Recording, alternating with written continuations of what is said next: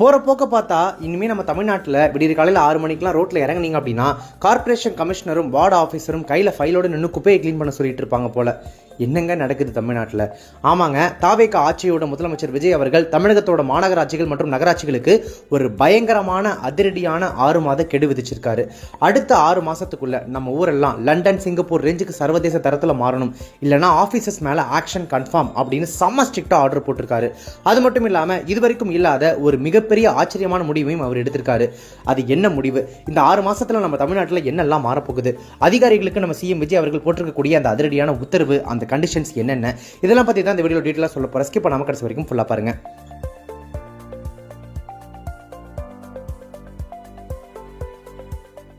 முதலமைச்சரின் நேரடி பொறுப்பில் நகராட்சி நிர்வாகம். நம்ம ஊர்களில் ரோடு சரியில்லைனாலோ, குப்பை வண்டி வரலனாலோ, இல்லை தண்ணி பைப்பில் லீக்கேஜ் இருந்தாலோ நாம் நேராக திட்டுறது நகராட்சி நிர்வாகத்துறையை தான். கடந்த ஆட்சிகளில் எல்லாம் இந்த நகராட்சி நிர்வாகம் மற்றும் குடிநீர் வழங்கல் துறைக்குன்னு தனியாக ஒரு அமைச்சர் இருப்பார். ஆனால் தற்போதைய தாவேக ஆட்சியில் முதலமைச்சர் விஜய் ஒரு அதிரடியான ட்விஸ்ட் ஒன்று வச்சிருக்காரு. இந்த துறையை வேற யார்கிட்டையுமே கொடுக்காம தன்னுடைய நேரடி பொறுப்பிலேயே எடுத்துக்கிட்டாரு. ஆமாங்க, இப்போ இந்த டிபார்ட்மெண்ட்டுக்கு டைரக்ட் பாஸ் வேற யாரும் இல்லை, நம்ம சிஎம் விஜய் அவர்கள் தான். நகர்ப்புற மேம்பாடு தான் ஒரு மாநிலத்தினுடைய வளர்ச்சிக்கு ரொம்பவே முக்கியம். அதை நான் நேரடியாக கவனிச்சாதான் வேலைங்க வேகமாக நடக்கும் அப்படின்னு அவர் இந்த முடிவு எடுத்திருக்காரு. இதுக்கு நகராட்சி நிர்வாகத்துறை அதிகாரிகள் என்ன சொல்றாங்க தெரியுமா? தமிழகத்தோட சிட்டிஸ் மற்றும் டவுன்ஸ் இதெல்லாம் உலக தரத்துக்கு கொண்டு வரணுங்கிறது தான் முதலமைச்சருடைய பிரைமரி கோலாக இருக்கு, அதாவது முக்கியமான குறிக்கோளாக. அதனால தான் அவரே காலத்தில் இறங்கி இந்த துறையை நேரடியாக மேற்பார்வையிட முடிவு செஞ்சிருக்காரு அப்படின்னு சொல்றாங்க. ஒரு டீமோட பாஸே, அதாவது முதலாளியே நேரடியாக பார்க்கும்போது ஆஃபீஸர்ஸும் கொஞ்சம் அலர்ட்டாக தான் வேலை செஞ்சாகணும் இல்லையா? அடுத்ததா 6 மாத கெடு மற்றும் விடியற்காலை கள ஆய்வு. இதில் பார்த்தீங்கன்னா சமீபத்தில் நகராட்சி நிர்வாகத்துறையோட ஒரு உயர்மட்ட ஆய்வு கூட்டம் நடந்துச்சு. அங்கே தான் முதலமைச்சர் விஜய் அதிகாரிகளுக்கு பல அதிரடி அறிவுறுத்தல்களை கொடுத்துருக்காரு. சும்மா பண்ணுங்க பார்க்கலாம் அப்படின்லாம் சொல்லாமல் 6 மாதம் தான் உங்களுக்கு டைம்.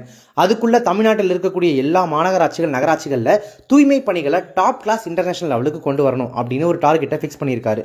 சரி, இதுக்கு அதிகாரிகள் என்ன பண்ணணும்? அதுக்கும் ஒரு கண்டிஷன் போட்டிருக்காரு. உள்ளாட்சி அமைப்புகளோட கமிஷனர்களில் இருந்து அடிமட்ட வார்டு அதிகாரிகள் வரைக்கும் எல்லாருமே தினமும் காலையில் ஆஃபீஸ்க்கு போகிறதுக்கு முன்னாடி நேரடியாக ஸ்பாட்டுக்கு போய் கள ஆய்வு செய்யணும். அதாவது விடியற் காலையிலேயே போயிட்டு அங்கே என்ன நடக்குது அப்படின்றத நீங்கள் ஃபீல்ட் இன்ஸ்பெக்ஷன் பண்ணணும்னு சொல்லியிருக்காரு. இனிமே ஏசி ரூமில் உட்காந்துக்கிட்டு வர ஸ்நாக்ஸை சாப்பிட்டுக்கிட்டு வெறும் ஃபைல்ஸை மட்டும் பார்த்து சைன் பண்ணால் பத்தாது, காலையில் ரோடாக போய் வேலை பார்க்கணும்னு சொல்லியிருக்காரு. சாலைகள், பப்ளிக் பிளேசஸ், கவர்மெண்ட் பில்டிங்ஸ் இங்கெல்லாம் குப்பையோ, பில்டிங் கட்டின அந்த வேஸ்டேஜோ, இல்லை கண்டபடி ஒட்டப்பட்டிருக்கக்கூடிய சுவரொட்டிகளோ போஸ்டர்ஸோ இருந்துச்சு அப்படின்னா அதை அடுத்த செகண்டே அப்புறப்படுத்தணும்னு ஆர்டர் பறந்துருக்கு. குறிப்பாக இந்த சட்டவிரோத போஸ்டர்கள் கலாச்சாரத்துக்கு முற்றுப்புள்ளி வைக்கணும் அப்படின்னு நினைக்கிறது வரவேற்கத்தக்க ஒரு விஷயம் தானே. அடுத்ததாக தூய்மை மட்டும் போதாது, பசுமையும் வேணும். Green initiatives. நம்ம ஊரில் கிளீனாக இருந்தால் மட்டும் பத்தாது, பார்க்கறதுக்கு அழகாக பச்சை பசேல்னு இருக்கணும்ல. அதனால தான் தூய்மைக்கு இணையாக பசுமை திட்டத்தையும் கையில் எடுத்திருக்காங்க. சிஎம் கொடுத்துருக்க